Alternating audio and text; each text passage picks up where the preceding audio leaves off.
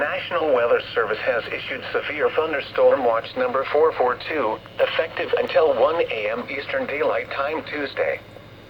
This watch includes the following counties in Georgia: Clayton, Cobb, DeKalb, Douglas, Fayette, Forsyth, Fulton, Gwinnett, Henry, Newton, Rockdale, and Walton. Remember, a severe thunderstorm watch means the conditions are favorable for the development of severe weather, including large hail and damaging winds in and close to the watched area. While severe weather may not be imminent, persons should remain alert for rapidly changing weather conditions and listen for later statements and possible warnings. Stay tuned to NOAA weather radio, commercial radio and television outlets, or internet sources for the latest severe weather information.